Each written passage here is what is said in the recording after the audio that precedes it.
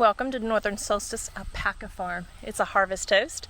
You have tourist shopping and education here. Let's go and check it out. There's our parking. We had a big field, plenty of room, and it's all to ourselves. Well, except for Rocky. Yeah, she keeps following us everywhere. Can't shake her. No matter what we do. Maybe we'll go see some real alpacas. There's bees. Come on, you better run. That's my favorite, but I don't think that's what alpaca sound is. Oh, welcome Maine yarn cruisers. Reminds me of my daughter-in-law, Alea. She loves to knit. Rules for the alpaca farm. They do say feel free to look at the alpacas from outside their fences. They have a nice gift shop here as well, where they sell alpaca socks, gifts, yarn, and blankets, and much more. This might be the perfect time to go Christmas shopping. The store is really nice, has lots of goodies in it. Plenty of mittens, hats, scarves, blankets.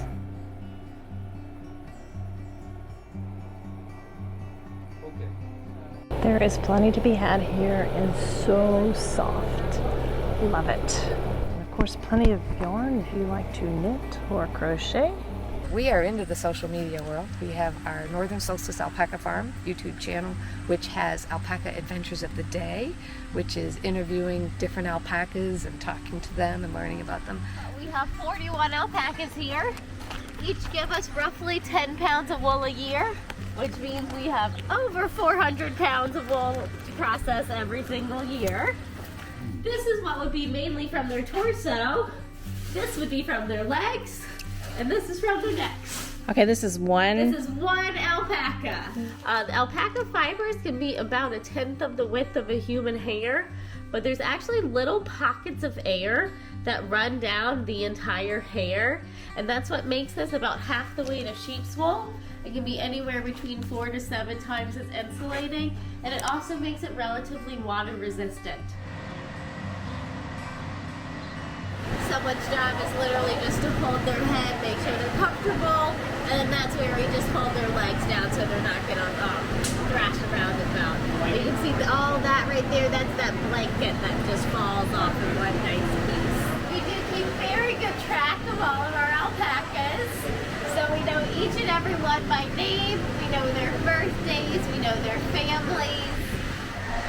So he did a fantastic job on that blanket that he got to feel. So yeah, all that you saw came from this one small. And he's our largest fiber producer.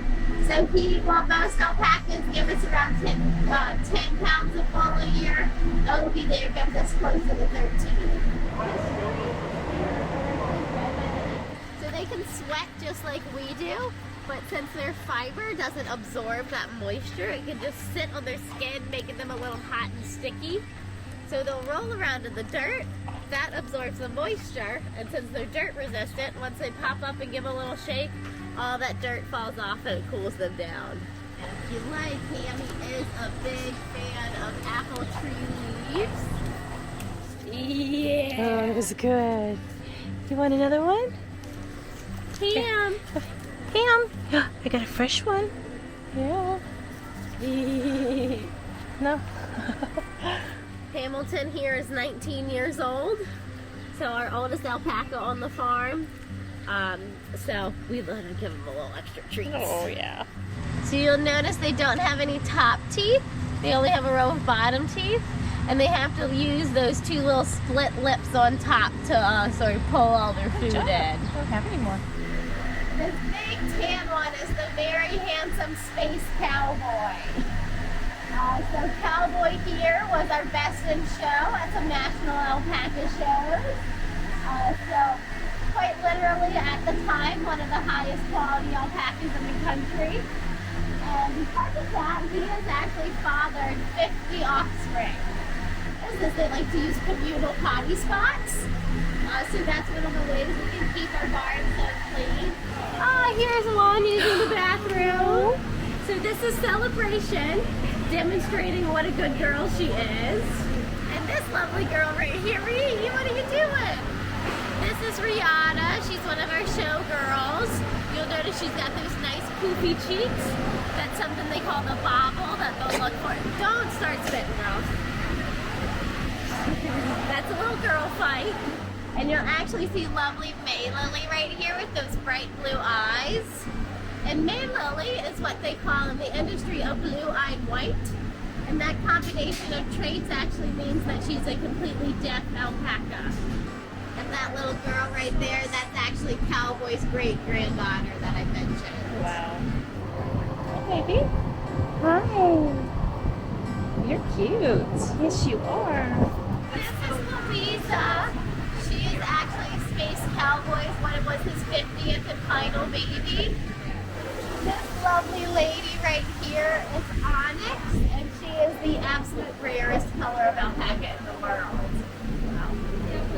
And there's 22 official colors and shades of alpacas, and ones like this can be so rare because pretty much any combination of parents can make any color baby. Just about finally weaned Louisa, who was not happy about it. She would continuously do that little suckling mouth move with her mouth, waiting for her mom to cooperate, but She was done. see those little soft padded feet I mentioned? So they've got those split toes with some of the toenails. And the farm has lots of ribbons, I see. We do, yeah. So those are all, that's not even all of them from our shows. The big, like, best in show ones are all going to be these large purple ones. We call them the color champions because they'll judge them by color. She occasionally lets us give her a quick little scratch on her back if you'd like to try that. It's okay. Now she says that's enough. Alpacas are really unique in that they don't have a traditional heat cycle. They're what are referred to as sensory ovulators, which means you can't artificially inseminate them. It's very tricky. So first, you have to kind of take them on a halter and lead and walk them in front of the male and make sure they're interested. If they spit at the male, that means they're definitely not into it. And then after that, we'll kind of put them in their own little pen. The male will make a mating call called an orgle, and it's this low rumbling sound. And then they will actually do this nuzzling on the female's necks. And those qualities, as well as the physical look of the alpaca, essentially have to be enticing enough for the female to release an egg to be fertilized. So if she doesn't like the look of the male, she physically will not get pregnant. But that's what makes Cowboy an extra special stud because he has never been rejected by a lady. So who's the artist? Pardon? Who's the artist? Oh, that was me. Good job. Thank you. Nice. Before I started studying animal conservation, I went to art school for a little while. Lovely Archie here. He's what we call our multicolored. And for a while, he wouldn't have been able to be taken to shows because they do it on color group. They've made a new class called Indeterminate.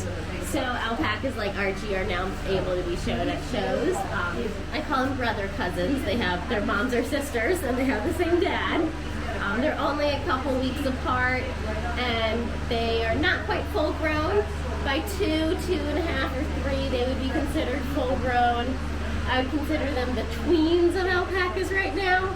Sort of just starting to go through puberty a little bit. So acting like young dumb boys. Oh, yeah.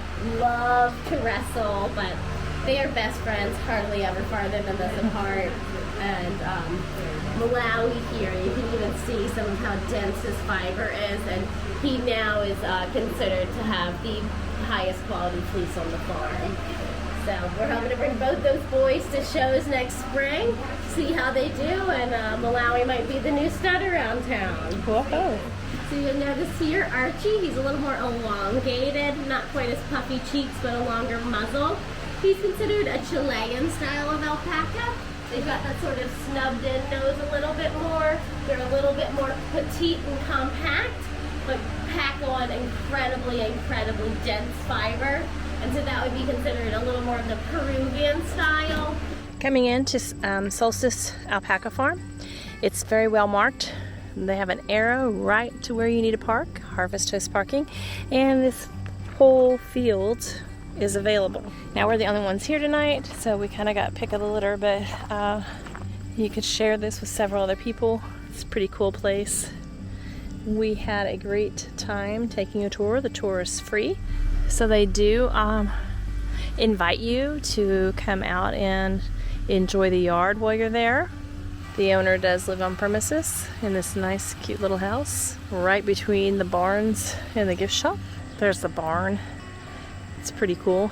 Woo, we got to be all up and in it. We toured all throughout the barn and all the alpacas. Northern Solstice is open year-round. What a wonderful farm with wonderful people. We had a great time here. There's plenty of seating over here if you want to lounge.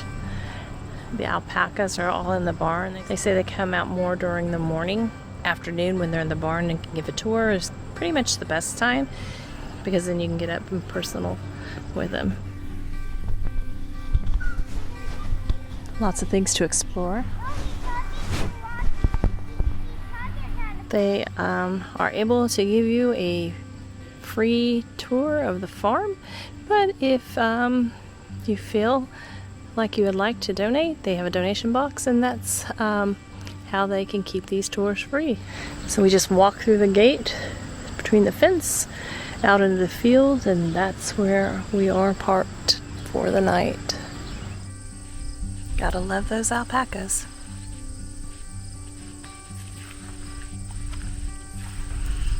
Right in our backyard. There's Kevin. He is their Guinea, one and only Guinea on the farm right now. He's a little old man. He likes to come and visit the harvest host guest. I was just gonna say how Peyton is in where? She's going to college at Unity College, which is in Maine. But she lives in Washington, which is a lot like Maine, only they don't have lobster. So we stopped by here to check out the field of wild turkeys. There's a bunch of them. I don't know if you can see them. They're running. I thought they'd scatter a little bit better, but they're not quite. But we're here in Maine at her college. Yeah. So we're going to check it out. We're going to see the principal check on her grades. There you go. This is Residence Hall, but it looks very empty. There's the Collaborative Learning Center. This place looks shut down. All right, it's time for the Northern Solstice Alpaca Farm Cellular Service Report. Well, there right in the middle is T-Mobile at 296 megabits per second down. Quite nice, incredible speed. And I guess the old 5G finally kicked in. Upload is 17.2, but it won't be hurting to watch any movies tonight. Meanwhile, Verizon, another great showing at 79.1 MIPS down. And upload speed is 44.4. Very impressive. AT&T's no slacker either at 38.4. And with 3.53 megabits per second up, you should be just fine there. So basically any service will get you there. It's kind of quiet here at night, so maybe enjoy a nice movie, sit out by the RV, and see if you can watch an alpaca go by.